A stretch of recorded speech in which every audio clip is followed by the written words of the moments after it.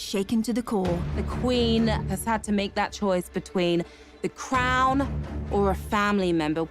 And it's something that, if you are not strong enough, it will tear you apart. Told by America's #1 royal source. We have incredible relationships, incredible access. We often know something is going to happen before the rest of the media does.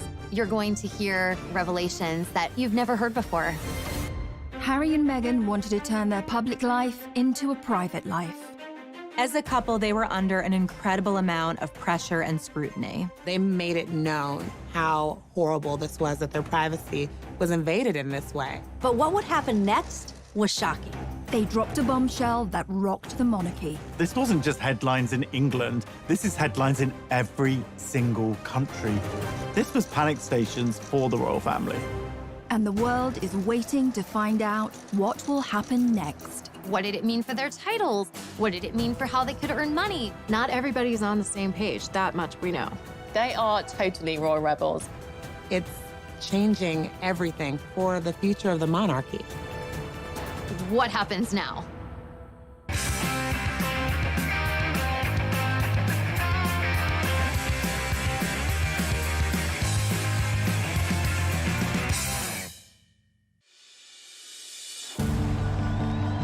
How does a girl born and raised in California end up meeting and marrying a royal prince?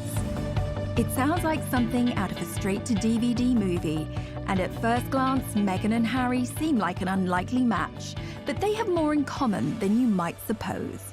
We all think we know the Meghan Markle story, but this is who she really is. Meghan Rachel Markle was born 5,000 miles away from Prince Harry in California. People readers are obsessed with Meghan Markle because she was just an ordinary American girl. She grew up in Los Angeles in quite a regular family. She lived an ordinary life in many aspects. She was born to Thomas Markle and Doria Ragland. Meghan's dad actually worked in the entertainment industry. He was the lighting director on shows like Married with Children. And her mom had a bunch of different jobs. She was a yoga instructor and she was a social worker. I think her parents each brought different life experiences to her childhood and to raising her, and Meghan was really adored. When Meghan was born, she stepped into a pre-made family. She had an older stepsister, Samantha, and brother, Thomas Markle Jr., from her father's previous relationship.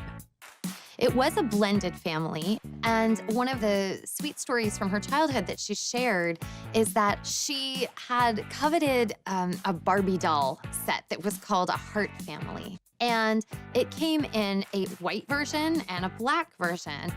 Her dad actually went, unbeknownst to her, bought both sets and then mixed them so that it looked more like her family.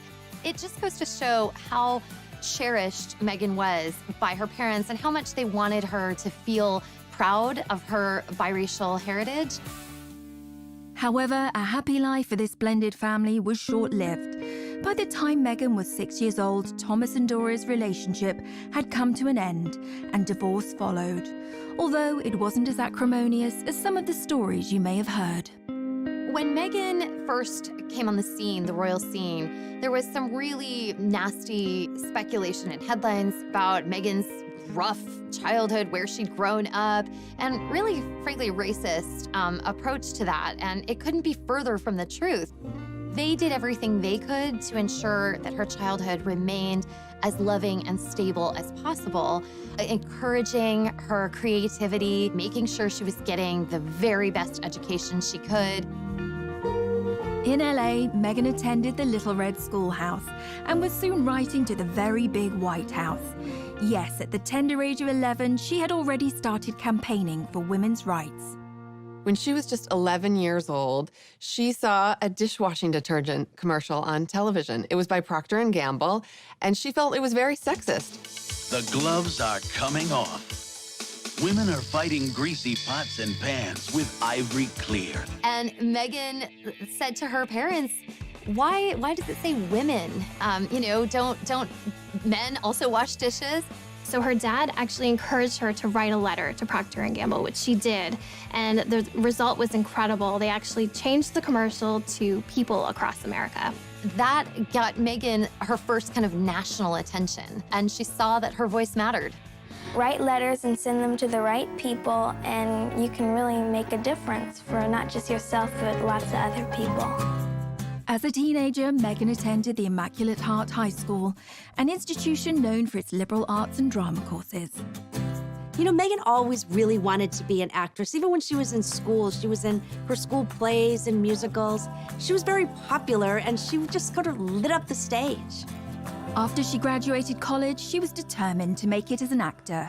She had to start somewhere, and in 2006, she took a job as briefcase girl on the game show Deal or No Deal.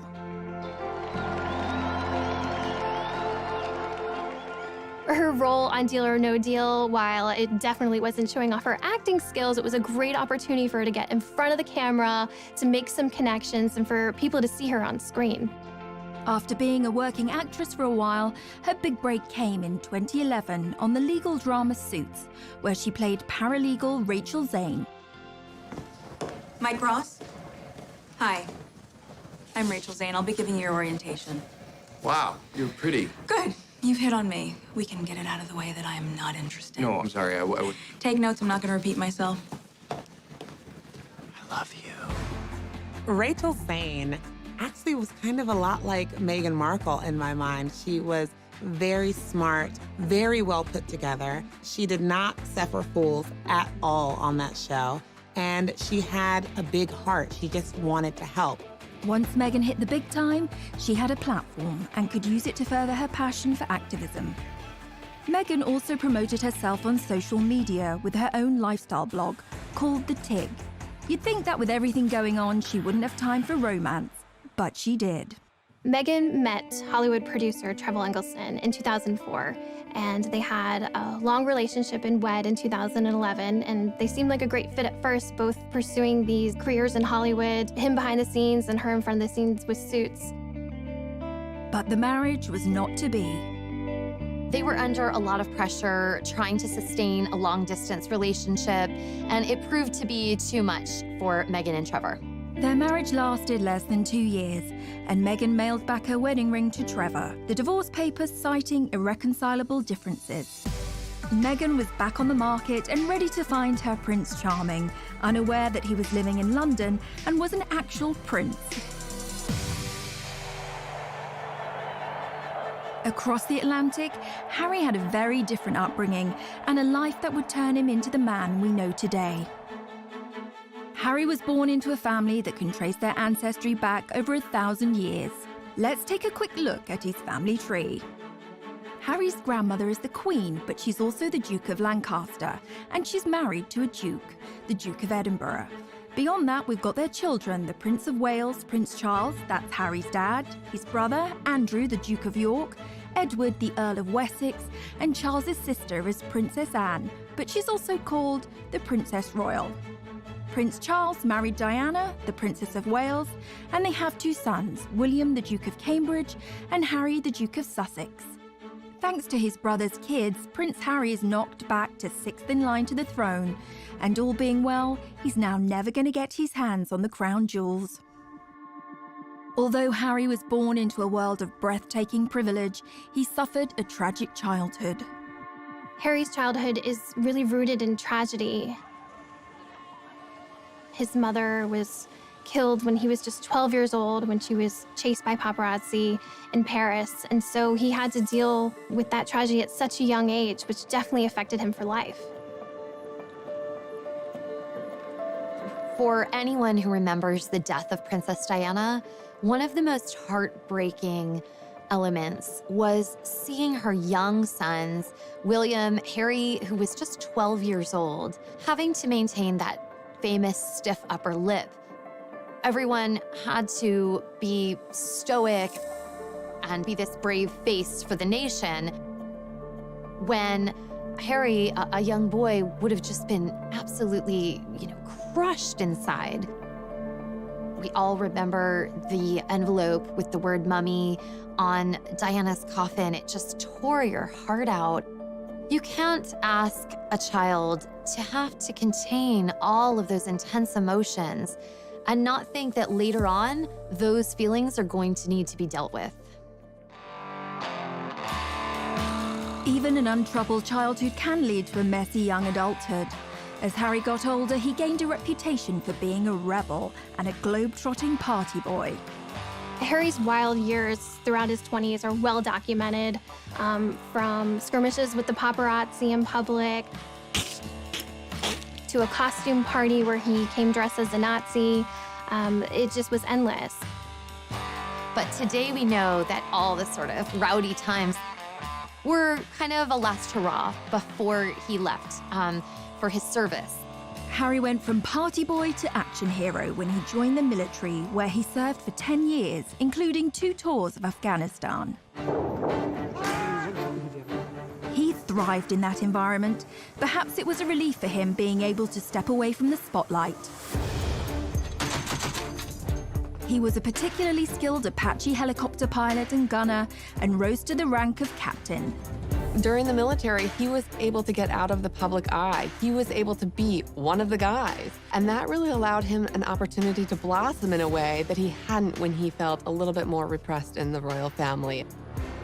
This is when we really began to see Harry coming into his own. And, watching him fly helicopters in his camo, this is when he starts to kind of rise as maybe the most sought-after bachelor in the world.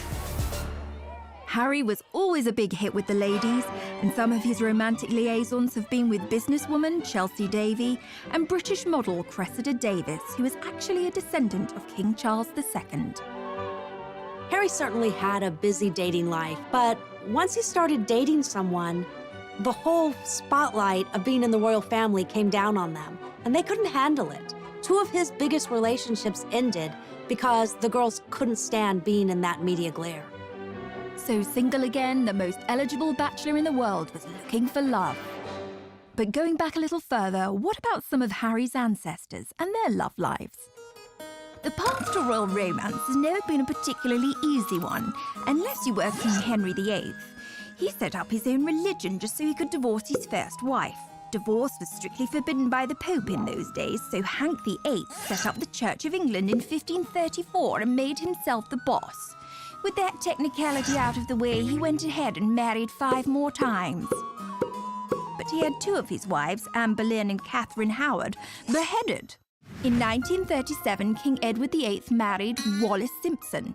Not just a commoner, an American. And if that wasn't bad enough, she was a divorcee.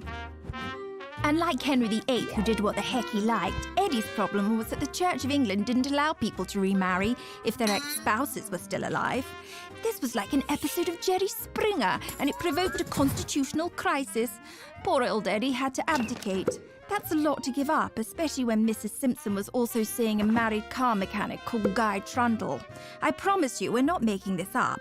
But rumours were she'd learned some tricks in a house of ill repute, which sounds thrilling, if rather tiring. If you wish to marry a commoner, you may end up with a morganatic marriage or left-handed marriage, an unevenly socially balanced marriage where the royals' titles and privileges don't extend to the spouse or offspring. It's a bit like flying, way easier to downgrade than upgrade. That law got changed for William and Kate, by the way. Now, Princess Margaret discovered that when she fell for Peter Townsend, a married man. Her sister, the Queen, told her she could marry him, but she'd lose all her titles and privileges. She decided to hang on to them and dump him, which feels extremely fierce and badass for 1960. Good choice, Madge. It goes to show that the path to true love is never easy, especially if you are marrying into the royal family, and Meghan would face her own challenges. Coming up. It was a very bold move, him standing up and protecting his girlfriend at the time and saying, I'm not standing for this.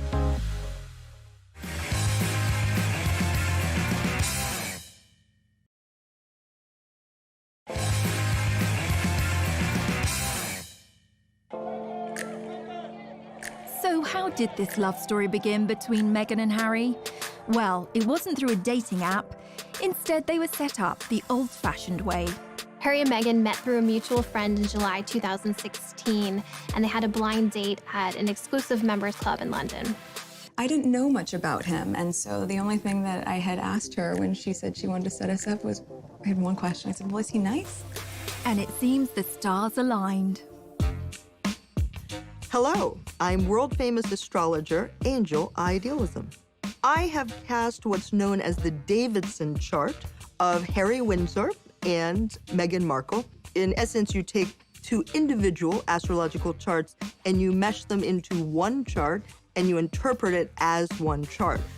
What's interesting, while I'm looking at Harry's chart, I wouldn't automatically say, oh, here's a royal.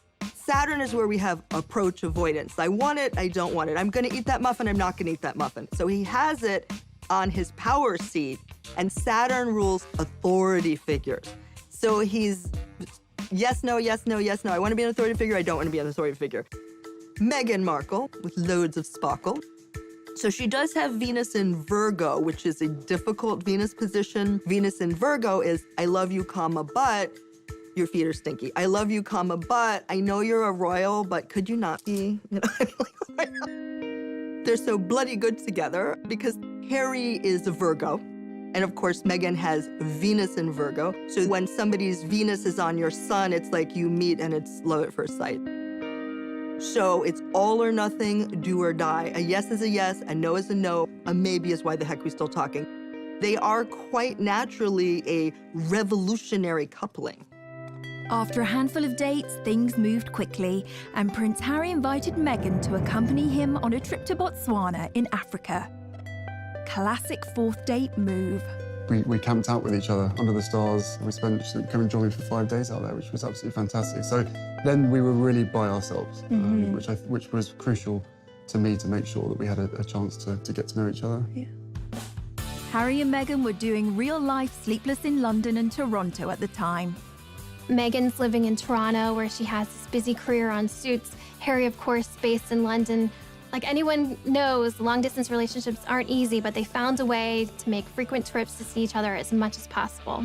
For the first few months of their dating life, they were able to enjoy their secret love affair away from the glare of the media. But their relationship leaked out on October the 31st, 2016, with news Harry was dating an American actress. There's a misconception that because I have worked in the entertainment industry that this would be something I would be familiar with. But even though I've been on my show for, I guess, 6 years at that point, and working before that, I've never been part of tabloid culture. I've never been in pop culture to that degree and lived a relatively quiet life. The British tabloids were incredibly harsh to Meghan. They used racially tinged language to describe her. They felt like she was a money grabber, a social climber, that she was doing this to be famous. The treatment of Meghan echoed how his mother Diana had been harassed and hunted by the press, but this time he was in a position to do something about it. The royal family is famously tight-lipped when it comes to talking about stories in the media, but on the 8th of November 2016, Kensington Palace issued a statement that showed Harry's true feelings and anger at the situation. That was one of the first signs, really, that Harry wasn't like the other royals, that he was not going to be put in a box and to just accept what the situation was. It was a very bold move, him standing up and protecting his girlfriend at the time and saying, I'm not standing for this. But also, Meghan was in love. She was going to do what she had to do to be there for him and to kind of deal, because you could tell this was not something that was taken lightly for her either. She took this relationship very seriously, which is clearly why she stuck around. Away from the headlines, this starry-eyed couple kept moving forward. Meghan and Harry's first public appearance on the world stage was at the Invictus Games, an international sporting event set up by the Prince for injured soldiers. They walked in to the stadium hand in hand, and it was clear that this was someone special in his life, and he was making it known to everyone. The couple were totally at ease with each other and very natural. We saw early on just how happy they were together, and part of that was through how they were breaking royal protocol. They would touch hands, we would see a little PDA, and all of that was so relatable and approachable and just made us root for the two of them that this was gonna work. Soon, Meghan started reprioritizing her life. She shut down her social media site, The Tig. She walks away from Hollywood. Which kind of had the hands of the palace saying, okay, if you're gonna be a princess, then we need to get all of these things in order. After weeks of anticipation, the world finally got the news they had been waiting for. On November 27th, 2017, Meghan and Harry announced their royal engagement. It was official. The couple, thrilled and happy to be engaged, greeted the media as a united front at the official photo call at Kensington Palace. Was it romantic? They walked out in Buckingham Palace to a place called the Sunken Garden. This was a garden that was really special. It was a favorite spot of Harry's late mother, Princess Diana, so it was a nice homage to her, a nice way of including her in the moment. You could just really feel the love radiating off of them. And it was the first moment that we saw the ring. So it was a beautiful, enormous diamond ring. The center stone is from Botswana. And then the two outside stones were from Princess Diana's collection, so including Harry's late mother in this moment.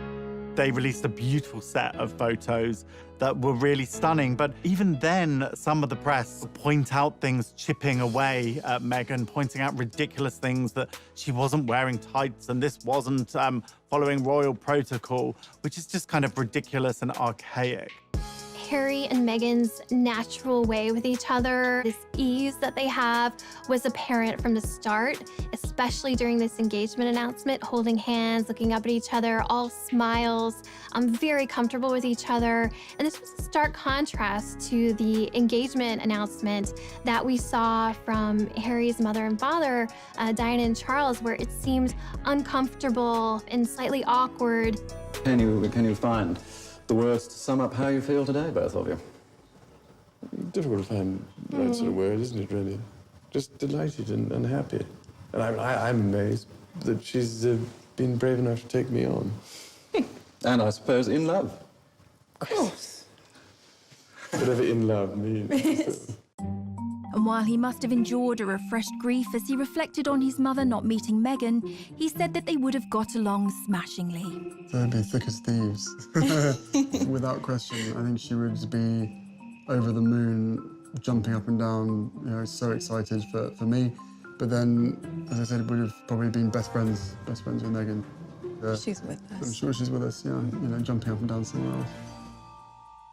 Coming up, Meghan and Harry's wedding was like a wedding that the royal family had never seen before. This was like more glamorous than the Oscars.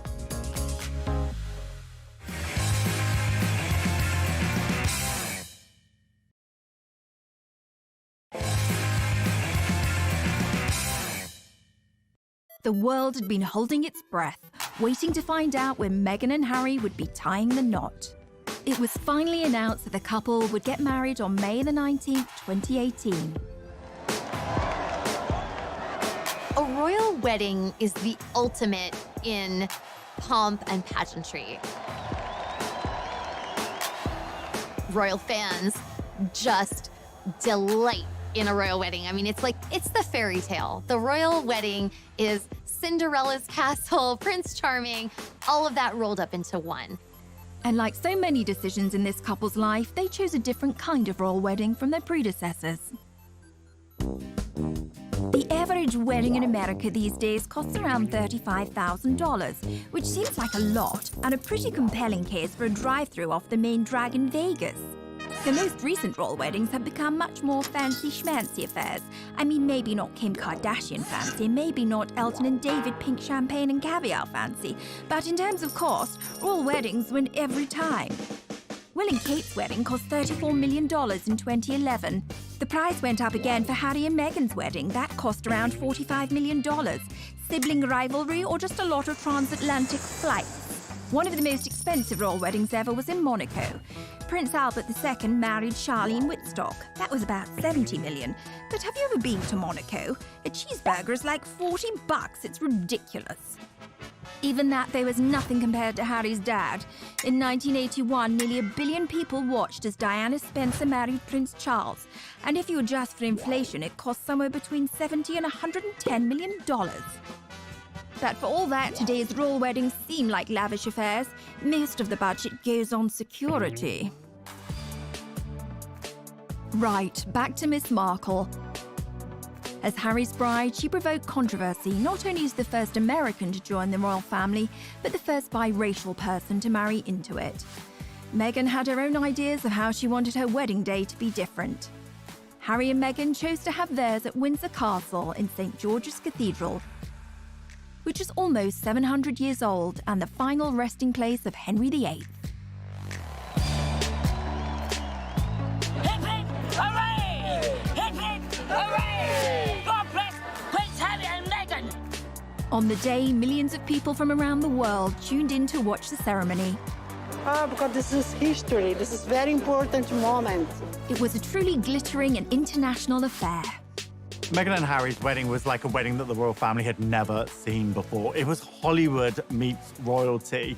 You'll be watching and you're like, oh my God, there's Oprah, there's George Clooney, there's Idris Elba, there's the Beckhams. It's just like, there was just so many celebrities because they weren't just coming from Meghan. Harry had grown up with a mother who was very friendly with celebrities. This was like more glamorous than the Oscars. As with all weddings, tensions were running high. The media reported rumours that during the preparations for the wedding, a rift began between the Cambridges and the Sussexes. There was reportedly one dust-up between Meghan and Kate during a fitting for Princess Charlotte's little bridesmaid dress, where they had a disagreement and Kate ended up in tears. And of course, we have to keep in mind, this was very soon after Prince Louis was born. A source explained that Kate was still very emotional. There had been a lot of stress around the wedding and around the planning.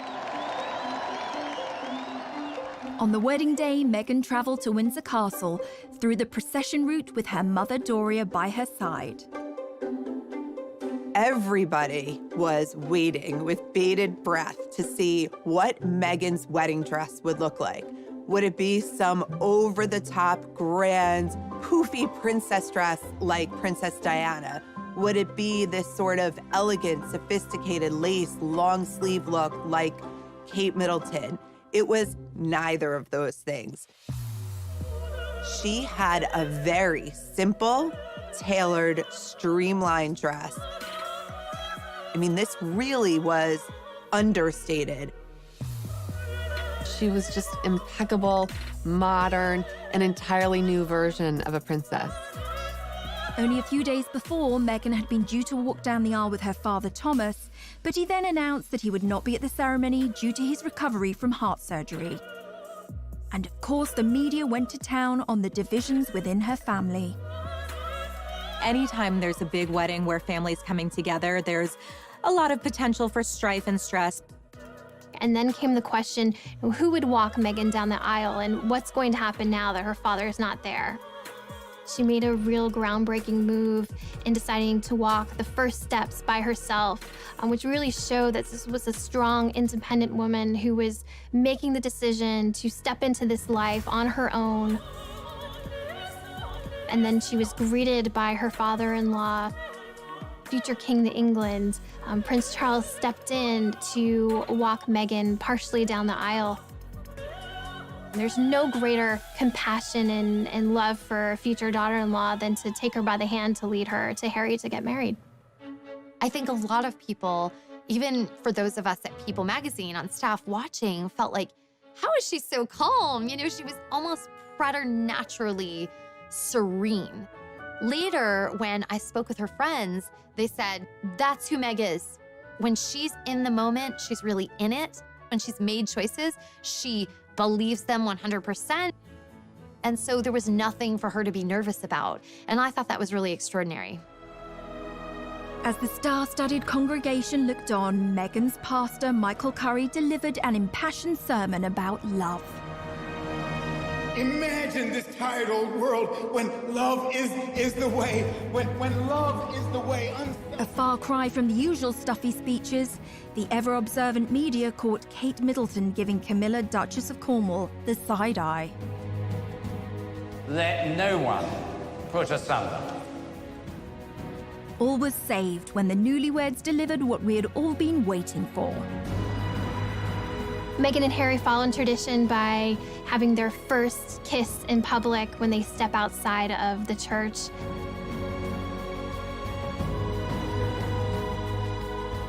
It was really the sort of like big PDA moment between the couple. The crowd went absolutely wild. It felt like it could just be your friend's wedding and they happened to be really in love, but it happened to be something that millions of people were watching. So it was that authenticity and that genuine love that really came across, just as all of their other public moments had brought. That day, the couple received a new title from the Queen, Duke and Duchess of Sussex, and their new life began. Coming up, they really felt protective of this new baby and wanting to make sure he had as much privacy as he possibly could from the very start.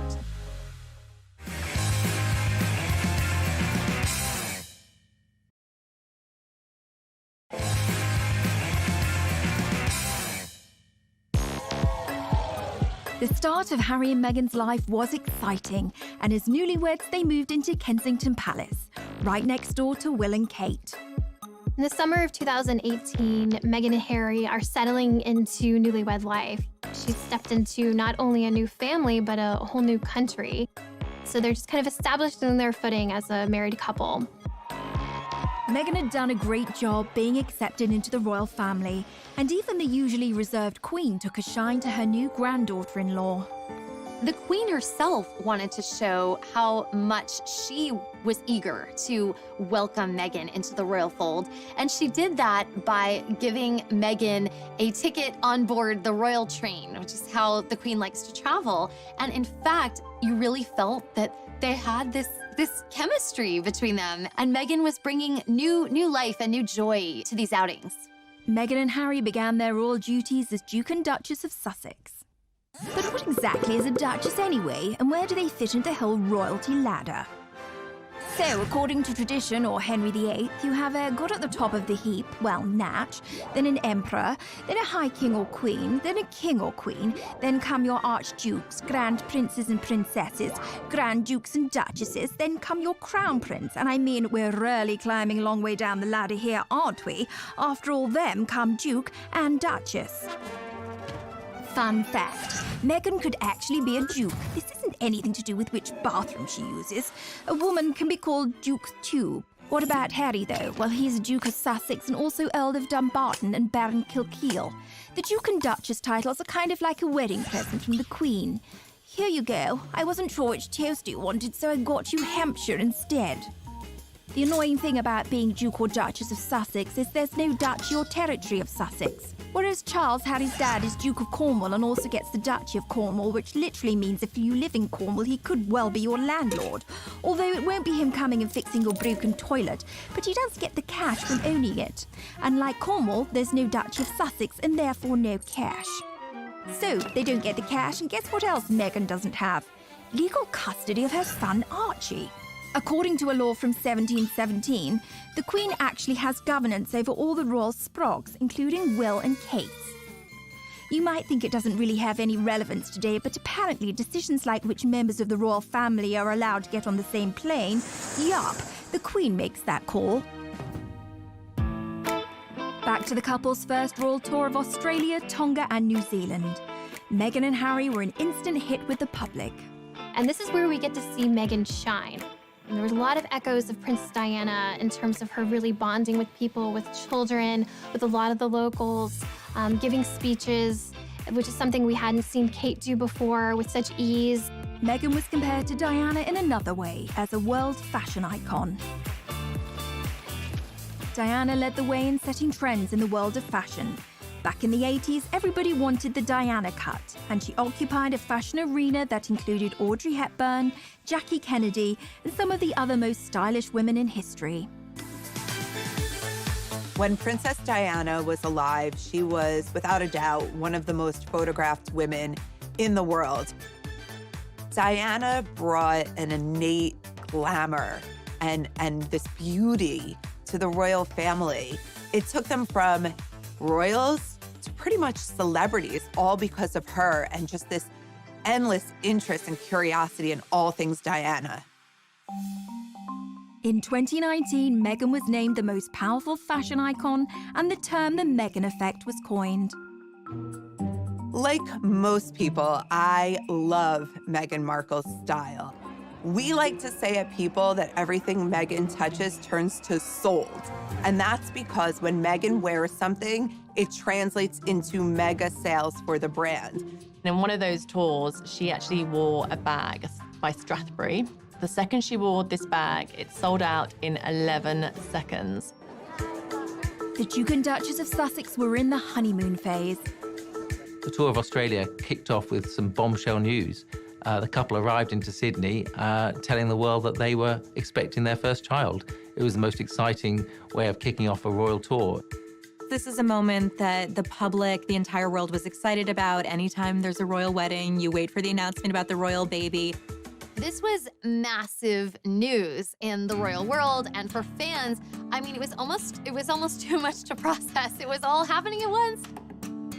At the same time, we also noticed that Meghan and Harry are wanting to kind of put up the walls because they really felt protective of this new baby and wanting to make sure he had as much privacy as he possibly could from the very start. Weeks before the baby was born, Harry and Meghan announced they intended to keep the plans surrounding their child's birth private. It was never announced when Meghan planned to give birth. This was a major change from Kate's birth plans. Kate, obviously, at the Lindo Wing in Paddington, every single time one of her children is born, the crowds are gathered outside, you know, the news teams are there. It's a very big global event. With royal births, we famously see the new happy parents step out of the hospital. For royal fans, there's an expectation that we would be kind of, I don't know, almost included in that. And we learned pretty early on that Meghan and Harry were not going to do this.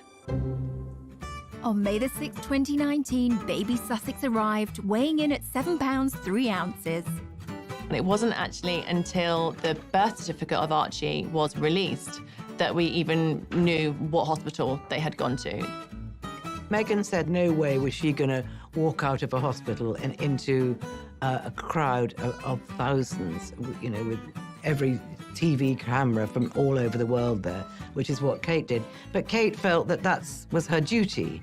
Meghan didn't feel it was her duty, so she didn't do it. They didn't want involvement from the press. They wanted to do it their way. This was not a baby for the public. This was their baby. The birth of a newly born Lord Prince on this, St. George's Day, AD 2018. It does seem a normal thing for a father to protect his child and to be able to do what he wants and release photos when he wants. But the British public have a very different perception of this. They pay for the royal family. So there was a lot of resentment towards Harry when he started to restrict this access. I think the christening marked a bit of a turning point where it was, no, this is a private event. We're not going to bring, you know, cameras in. We're not going to release dozens of photos. That was a shift that a lot of people had to get used to. Meghan, Harry and baby Archie then moved away from Kensington Palace to Frogmore Cottage in Windsor. Well, Harry said that he felt like a prisoner in Kensington Palace. He couldn't wait to get out of there. The Queen offered them Frogmore Cottage, but it was in a very dilapidated state. And unfortunately for Harry and Meghan, the bill fell on the taxpayer, and it was £2.4 million. And that caused a lot of bad feeling as well.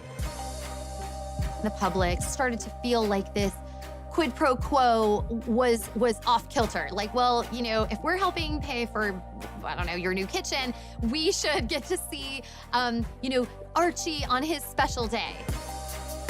Meghan and Harry, they wanted to be royal and to enjoy the royal life, but they also wanted a private life. And those two don't really go together. Coming up. It was the first time that a member of the British royal family has done anything like that.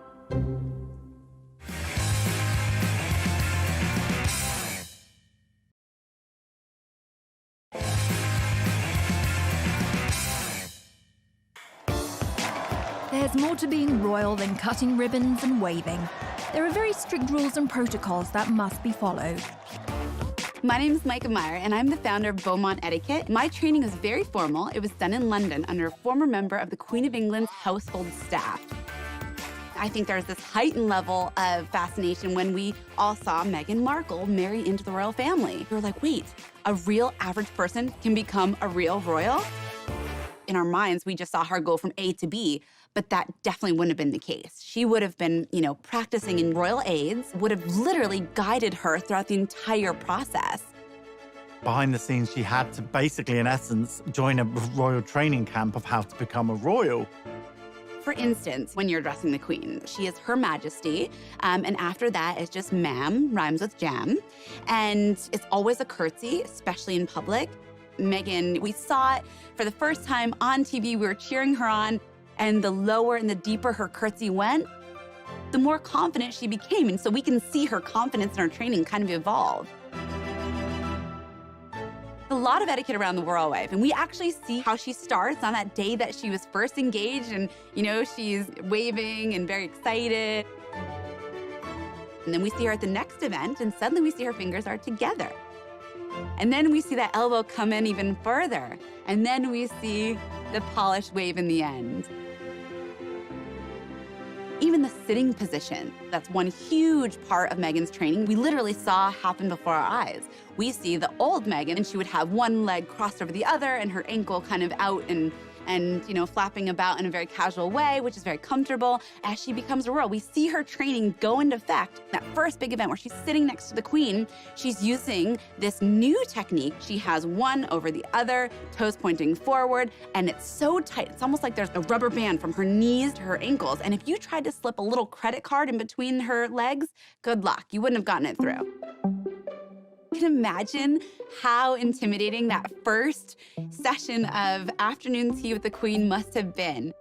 Holding a teacup is actually even harder than it looks. You actually pinch your fingers together through the teacup, and then you use your middle finger underneath it. And if you want to support the teacup, you can use 2 fingers like the Duchess of Cambridge does at the very bottom. Knowing what she went through, how fast she went through that training, that's not typical for a royal. And she really did a good job.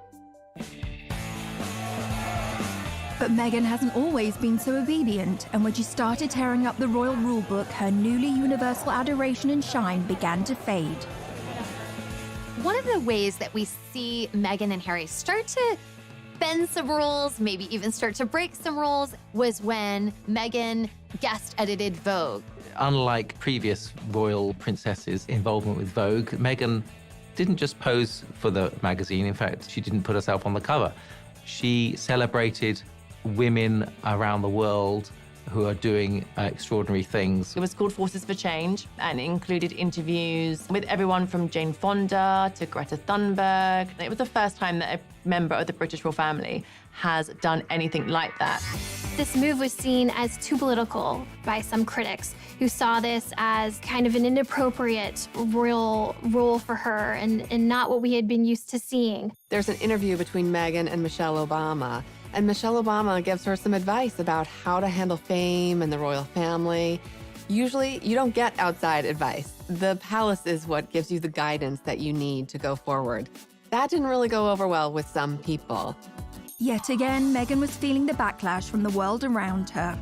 Humans fear change, and in this situation, there was a lot of change going on. The aristocracy and the monarchy is a stuffy institution. Meghan came in and she was completely different. She was an American, she was biracial, she was a divorcee. I think there could have been some fear that she is something other and that she could affect the monarchy and chip away at the monarchy.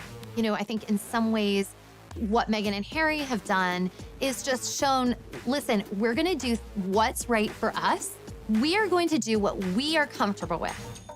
Meghan and Harry are not the only royals to have a rebellious streak. There's a long line of royal rebels, but there are those who know how to make it work for them. What about Princess Margaret, the Queen's sister? She liked to party. She partied hard with her daughter's godfather, Anthony Barton, with a former Prime Minister's nephew, Alex Douglas Horne, and it's thought she even partied with Mick Jagger and Warren Beatty. She partied hard in her party house on the party island of Mustique. But then she calmed down and got herself a toy boy, marrying a guy 17 years younger than her. Then she got the first royal divorce since 1901. She rocks. But if you ask us, the royal rebel closest to Meghan's heart would probably be Princess Louise, Queen Victoria's fourth daughter. She questioned everything, earning her the nickname Little Miss Y. She was very cool. She refused to marry someone she didn't love, was an ardent feminist, and visited imprisoned suffragettes, the protesters for equal rights for women. And, stop me if this sounds familiar, she got married and moved to Canada. Her full name? Louisa Caroline Alberta, and yup, Alberta, Canada is named after her. The province was originally going to be called Louise. If you can find a more Meghan-friendly royal rebel than that, then you can send us to the Tower for treason. Coming up. It was a huge betrayal for Prince Harry and Meghan, and they let it be known. They filed suit.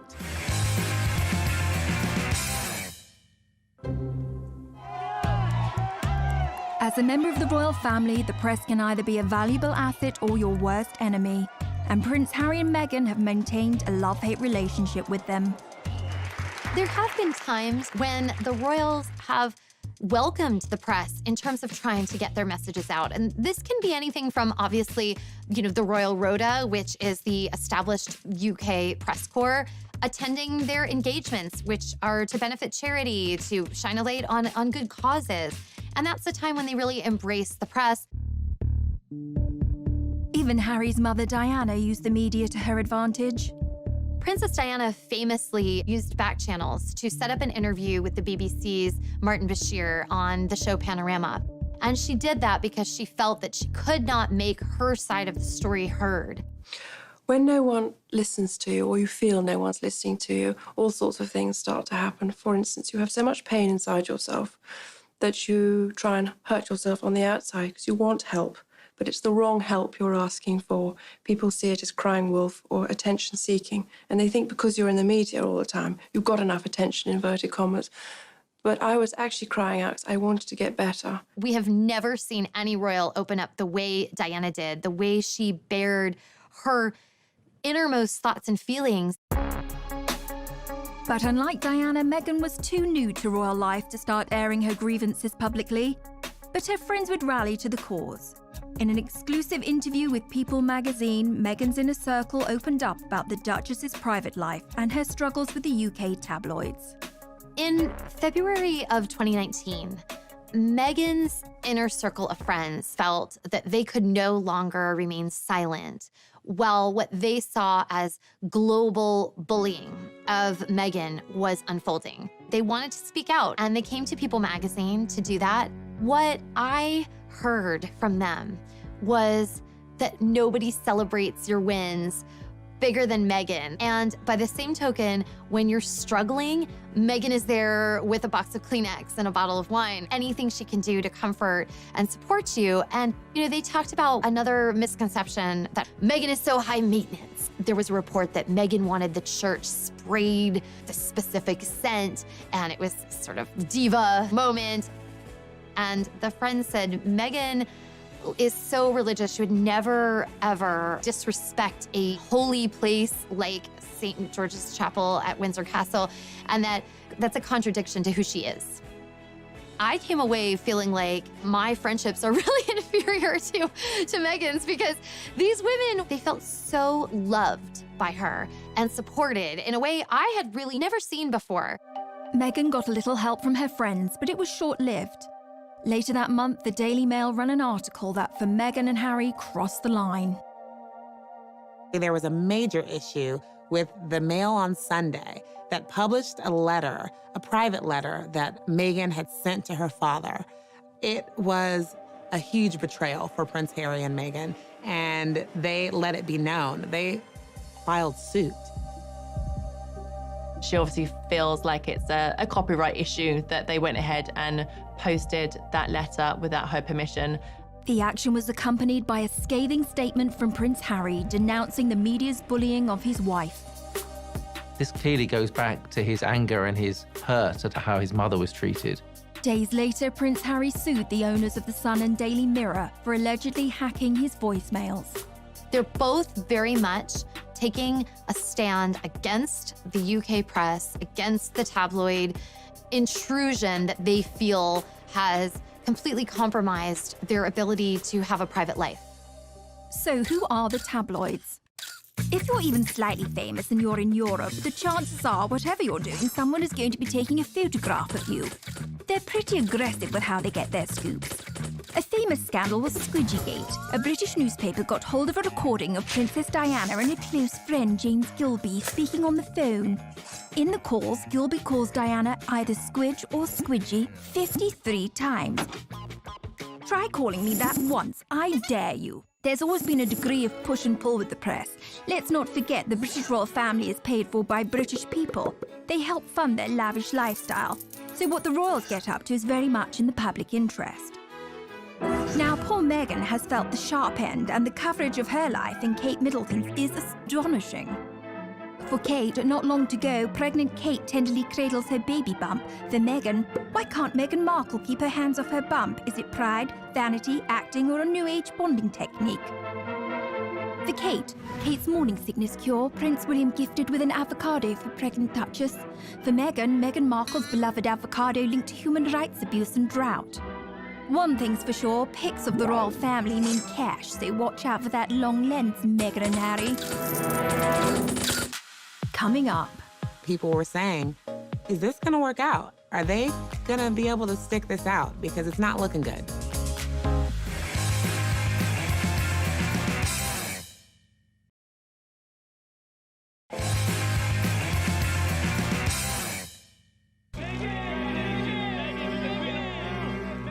As media scrutiny intensified, so did tensions inside the royal family.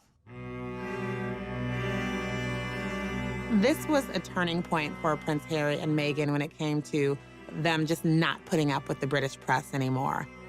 You would think that, the royal family would step out and make some sort of decree or something in their support, and it didn't happen. And you start to see not only the shift between Prince Harry and Meghan and the press, but a little bit of a shift between them and their family.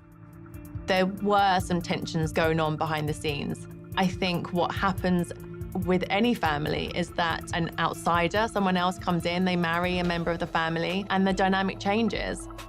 Things were maybe not as copacetic as they seemed. Things were sort of strained. People obviously looked into a lot of this, and what appears to be at the root of it is a division between the brothers, William and Harry. Tensions between Harry and William had apparently been growing for some time. What had happened is Prince William had confronted his brother in the run-up to Meghan and Harry's wedding. He just questioned him about, do you think she's the right girl for you, effectively? Is she the right person for this job? That went down badly with Harry. We understand was obviously quite angry. Harry never forgot that. That started a rift that had only deepened. They were never able to really heal from that initial disagreement. Harry and William have always had a particularly unique bond as siblings. Let's explore the brothers' relationship a little bit deeper. William and Harry were born just over 2 years apart. They were close as children, and as they grew up in a family where roles and status mean everything, it was inevitably going to put a strain on even the tightest brotherly relationship. In royal circles, children are often referred to as the heir and the spare. The eldest is destined to be king, while the younger one can end up feeling a little redundant. For William to take a leap like Harry's would be almost unthinkable. He has a lot of skin in the game.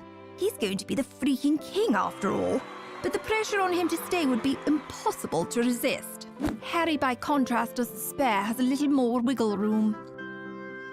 One thing's for sure, they're both dealing with massive adjustments to their lives, so it's anyone's guess what the brothers' relationship will look like moving forward. Meanwhile, Kate and Meghan were dealing with their own issues. I think we all wanted Meghan and Kate to be best friends because we love Kate and we love Meghan, and it was, okay, now we have two of them. But they're so different. They grew up completely different, and they have different roles now. So when they didn't really seem to become best friends, people started thinking that they were frenemies. And the tabloids went crazy, setting them up against each other. Any new mom can understand the value of calling a girlfriend and having someone over to help you out and figure out this new role as a mother. And Meghan was very isolated. She was starting anew without the support system that most of us have when we enter this new chapter of our lives. So you had Meghan having trouble settling into royal life, Kate is not able to necessarily be that support, and Harry and William not talking very much anymore, so the two couples became estranged.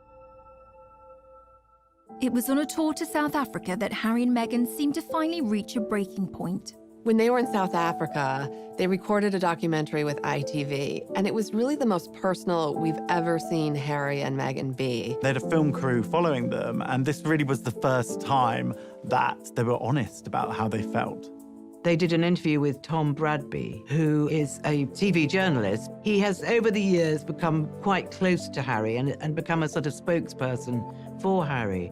And he interviewed them, and Harry was amazingly open. You're living in this goldfish bowl, the interest is huge, the pressure is great. I mean, do you want to talk me through the last year and where you're at?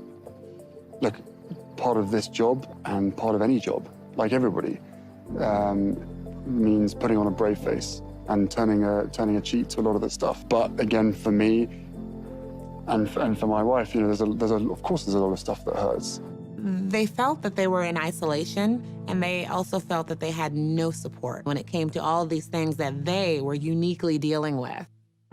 Another huge moment in that documentary was where Meghan spoke out about how she was feeling. You could tell that she had been struggling in her role as a new royal and as a new mom. It's obviously an area one has to tiptoe into very gently, but I don't know what the impact on your physical and mental health of all the pressure that you clearly feel under. I would say, look, any woman, especially when they're pregnant, you're really vulnerable. You add this on top of just trying to be a new mom or trying to be a newlywed. And also thank you for asking, because not many people have asked if I'm okay. But it's a very real thing to be going through behind the scenes. I think Meghan was really sending a message direct to camera saying, I need help here. This is a difficult situation. When she says not a lot of people have asked if I'm okay, she's not really referring to the public or fans who support her. She didn't feel members of the royal family had asked if she was okay. People were saying, is this gonna work out? Are they gonna be able to stick this out? Because it's not looking good. The Sussexes were looking for a happy and authentic life, and they needed to find a solution, however drastic. Coming up. When Harry and Meghan made this announcement, the world was stunned.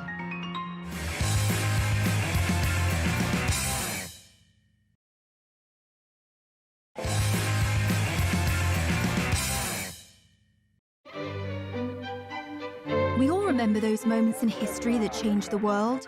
The first moon landing. The assassination of John F. Kennedy. The first time we saw Kermit the Frog's legs. So weird. And when Harry and Meghan decided to leave the royal family. A royal announcement that is sure to rock the United Kingdom. Royal split. Harry and Meghan quit. Going it alone, the Duke and Duchess of Sussex.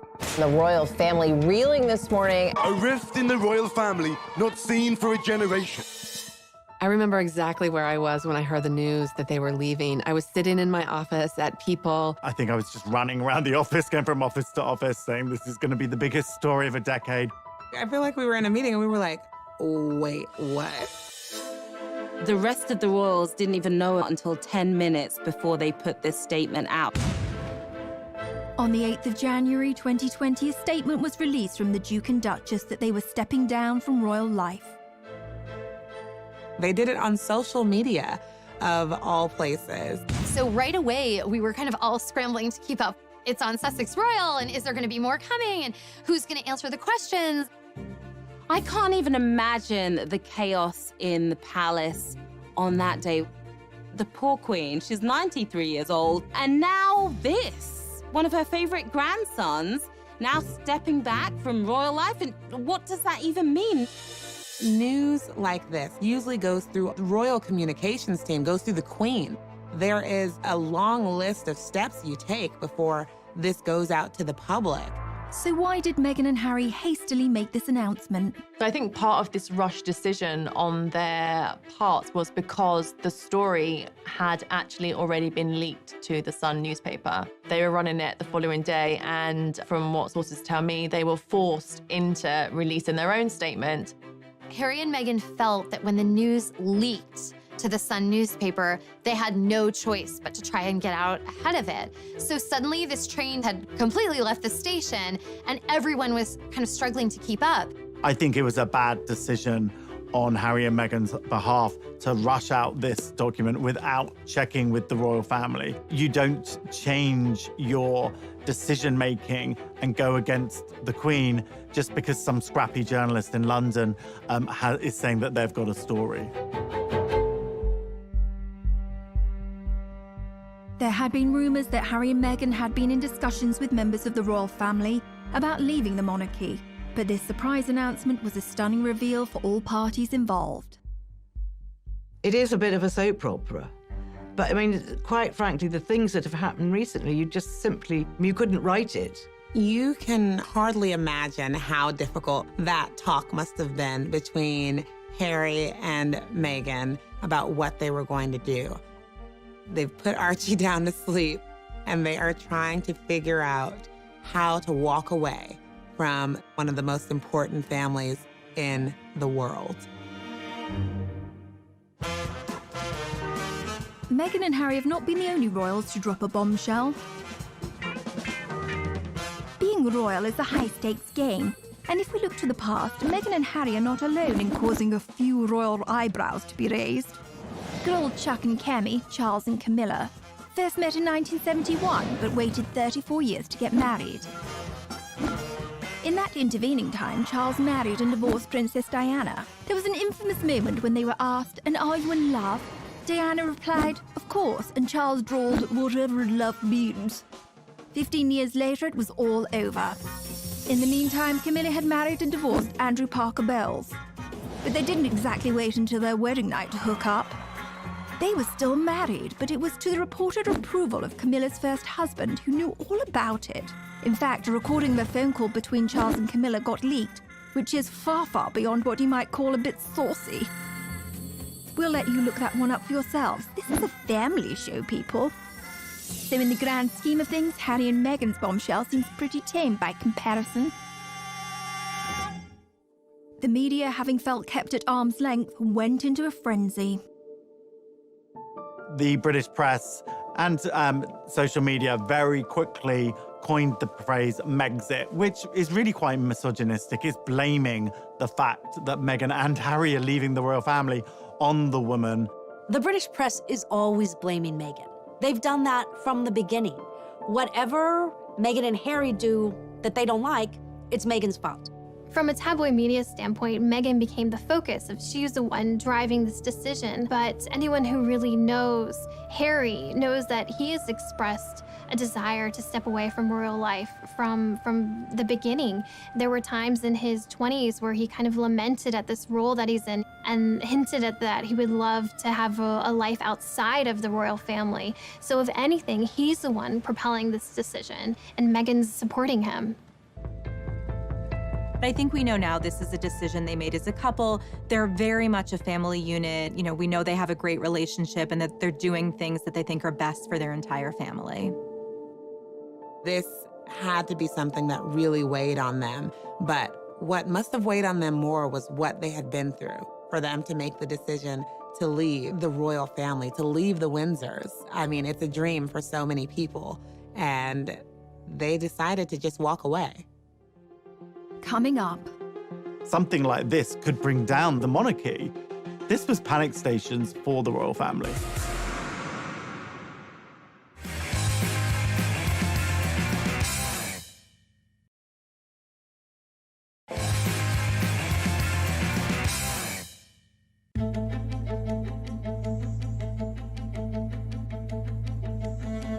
After the bombshell was dropped, all royal parties had to scramble to determine what would happen next.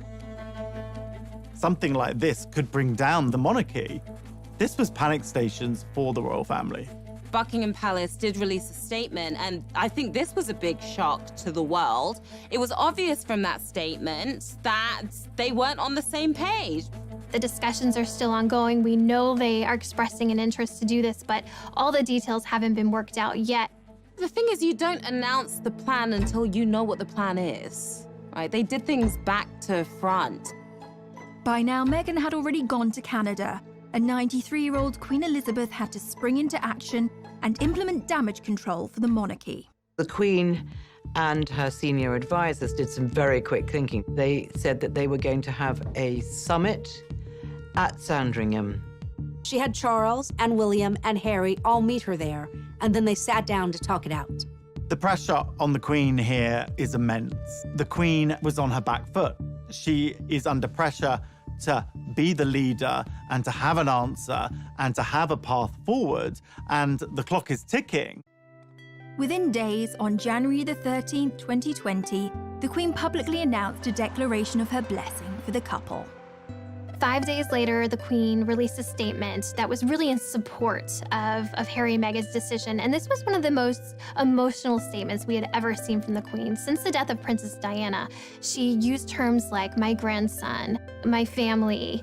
We're not used to seeing those sort of terms of endearment coming from the Queen. She loves Harry. She wanted to make sure that Meghan and Harry felt that they had her backing. But that also helped kind of put a lid on any other gossip and drama that would immediately come out in those first few days. This is unprecedented. There were so many details to work out, so many questions. Where are they going to live? What will their titles be? Everyone wants to know how they will actually go about charting out this new life and where the money's gonna come from. What are they gonna do? But how do the royals make their money? Yes, let's talk about money. I'm Haley Sachs, and I'm a financial pop star.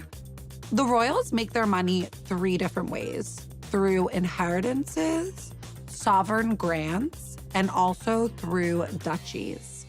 The sovereign grant is taxpayer money. So if you're watching this and you live in Britain, I'm sorry, because you paid Meghan and Harry $130K last year just to leave your country. So yeah, you can cry about that. Basically what the duchies are is like Prince Charles is a landlord. He's inherited these properties. They're baller properties, and he's making money on them because people live there, they visit, and he's pocketing the cash. Prince Charles, he gives some of that money to his sons. The Sussexes can credit 95% of their income just to Prince Harry having a rich dad. So yes, Harry has a rich dad, but he also had a rich mom. Diana didn't come from nothing. Like, she walked into the royal family with her own fat wallet. When she died, she left Prince Harry $10 million. Even though the couple quit being royals, these two are media starlets. They're not looking just for money. Really, what they're searching for with this exit is impact. Coming up. The royal family are doing the most positive things. They're putting on a great show for the British public that all is fine here. Everything is good. The show will go on. The monarchy is solid.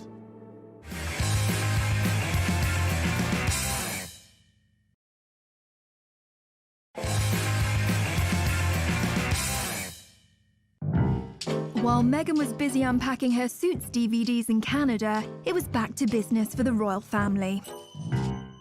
It was initially a bit of chaos as everyone tried to kind of find their footing in this new, unprecedented order of things. At the end of the day, the monarchy has to come first and the crown has to come first.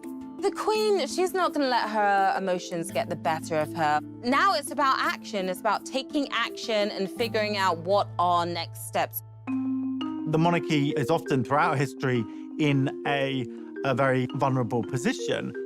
There are a lot of people who don't agree with the monarchy. The monarchy can be perceived as a very undemocratic institution, essentially inherited power. When you have somebody who is stepping away from the royal family, this makes the royal family very vulnerable. For those that had stayed, the Queen doled out presents. Prince William was bestowed with an additional royal post, Lord High Commissioner to the Church of Scotland. The royal PR team wanted the rest of the family to show a united front, and William, Kate, Charles and Camilla embarked on a rare joint charity engagement, and the British press dubbed them the new Fab Four. All this sort of family discord and fighting amongst themselves didn't look good, so the Queen wanted to fix this up. She has Charles and Camilla and Kate and William all at her beck and call to come out and present a united front as this is the royal family. We're still here for you. The Duchess of Cambridge was also being kept busy on a tour of the UK to promote her work with childhood development. Kate has really stepped forward. She just gave her most illuminating interview that we've ever heard from her. You know, it was a podcast, a very modern format, where she talked about the challenges of motherhood, the challenges of being pregnant. So she's willing to take up this mantle and help support the monarchy any way she can. They're doing the most positive things. They're putting on a great show for the British public, that all is fine here, everything is good, the show will go on, the monarchy is solid. With the royal family's united front in check, the Queen had one last ground rule that needed to be laid.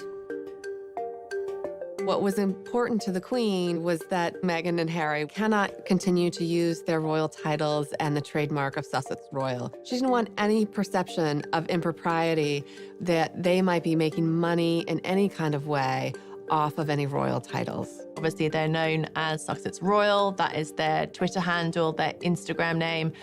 The whole brand is based around that. The Queen and other members of the royal family had said, actually, no, that word royal cannot be used. No one can say royal unless they really are royal. Once Queen Elizabeth's terms were made crystal clear, Harry knew it was time for him and Meghan to move forward with their new life. One of the things that was just so exciting to see was how they took this bold step themselves. It was world-shattering news. It made headlines the world over. Was it perfect? No. But when you kind of take control and find your voice and realize, I can make this path forward, that's a really inspiring thing to see. During Harry's final few days in the UK, he delivered an emotional exit speech at a charity dinner in London. It brings me great sadness that it has come to this.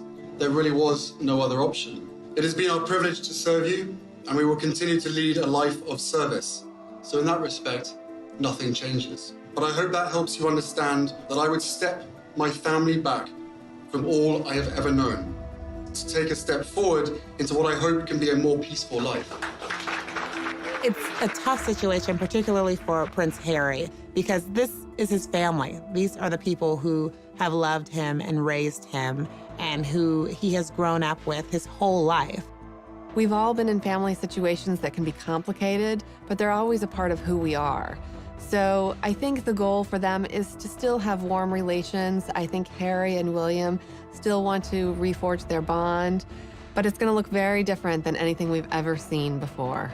The rest of the world had their own reactions in the aftermath of the Sussex's bombshell announcement. While Harry filled a suitcase with a gold toothbrush, some monogrammed socks, and a copy of How to Succeed in Business, support was flooding in from celebrity friends and admirers. Bette Midler hoped Meghan would bankrupt them all, although I don't quite see how she'd manage that. Oprah Winfrey said she supports them 1,000%. And Jack Osborne observed, "Listen, Prince Harry, if I can survive my family, you can survive yours." And Meghan's friend Jessica Mulroney, who previously had the sweetest babysitting gig imaginable looking after Archie, called out critics of Meghan as racist bullies and posted this quote on Instagram after the news. "A strong woman looks a challenge in the eye and gives it a wink. Wink hard, Meghan." Coming up, how is the next chapter going to unfold? The world is their oyster right now. They can pretty much do anything that they want.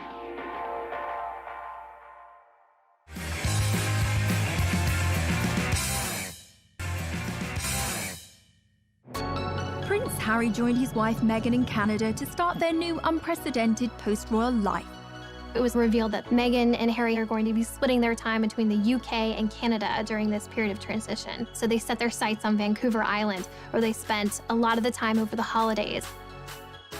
Life in Canada was pretty peaceful for the most part compared to living in London. They were in a friend's $14 million mansion in Vancouver Island, taking a lot of walks with Archie, spending a lot of family time together, doing yoga, being as healthy as they possibly can be.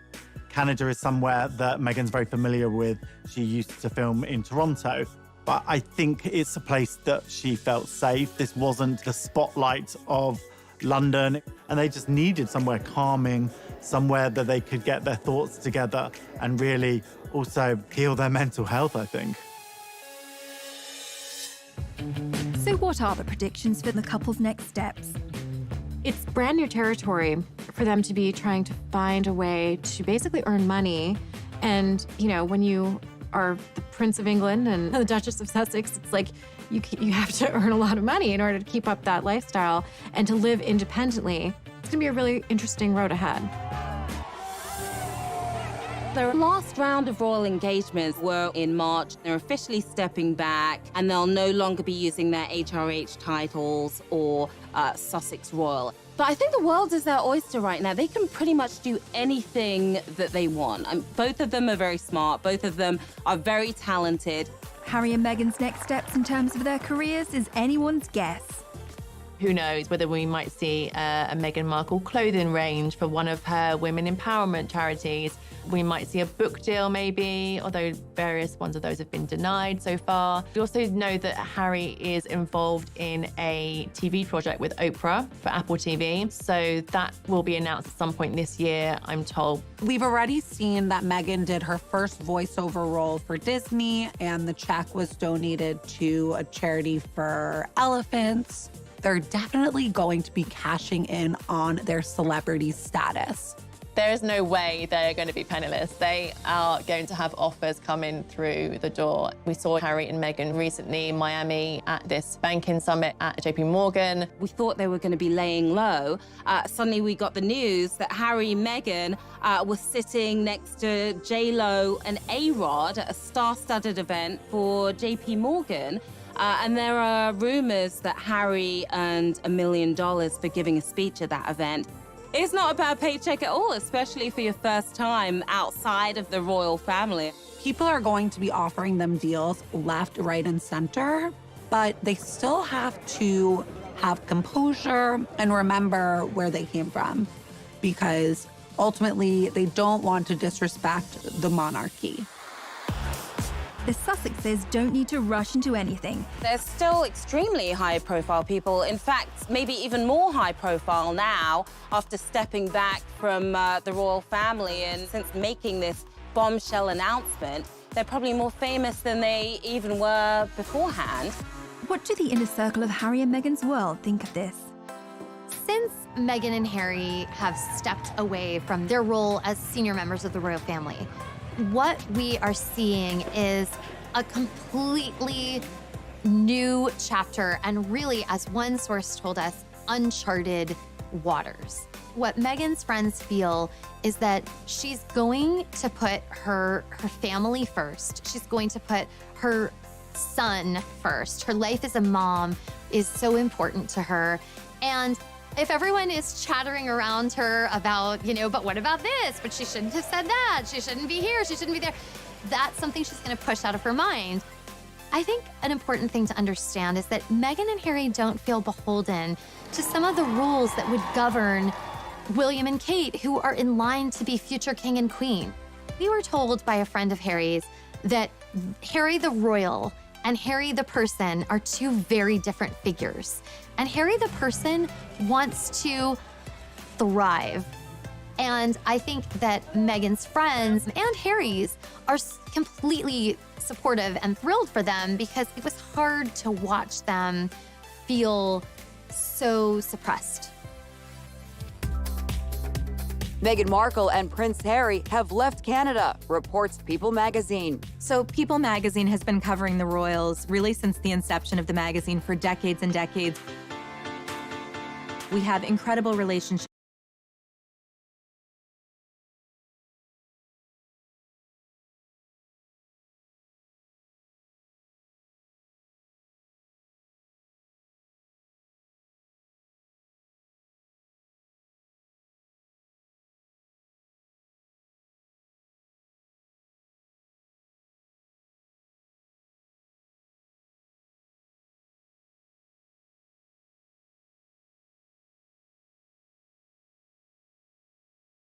relationships, incredible access. We often know something is going to happen before the public does, before the rest of the media does.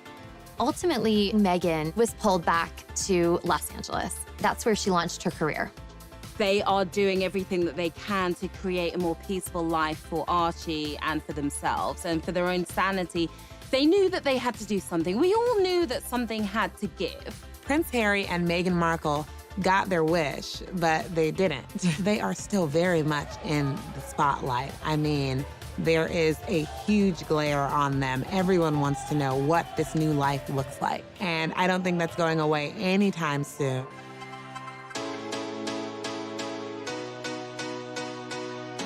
A lot of people are wondering, will things ever be the same in this royal family? I think we're seeing like a new age of royals, and it'll be really interesting to see what happens with them and how they forge their own path, not just tied to the royal family. Never underestimate what your actions, your choices, and your resilience means to others. They stood up for themselves, and in so doing, they really paved the way for future royals to be able to do that. I mean, their own son, Archie, and William and Kate's children may find that they have more autonomy and freedom decades from now because Meghan and Harry were willing to make the bold move. They have been through so much, and this is a love story. People magazine readers and Americans are really hoping that Harry and Meghan have a happy ending.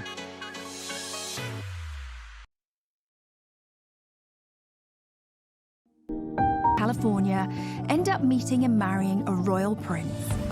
It sounds like something out of a straight-to-DVD movie, and at first glance, Meghan and Harry seem like an unlikely match, but they have more in common than you might suppose. We all think we know the Meghan Markle story, but this is who she really is. Meghan Rachel Markle was born 5,000 miles away from Prince Harry in California. People readers are obsessed with Meghan Markle because she was just an ordinary American girl. She grew up in Los Angeles in quite a regular family. She lived an ordinary life in many aspects. She was born to Thomas Markle and Doria Ragland. Meghan's dad actually worked in the entertainment industry. He was the lighting director on shows like Married with Children. And her mom had a bunch of different jobs. She was a yoga instructor and she was a social worker. I think her parents each brought different life experiences to her childhood and to raising her, and Meghan was really adored. When Meghan was born, she stepped into a pre-made family. She had an older stepsister, Samantha, and brother, Thomas Markle Jr., from her father's previous relationship. It was a blended family, and one of the sweet stories from her childhood that she shared is that she had coveted a Barbie doll set that was called a Heart Family. And it came in a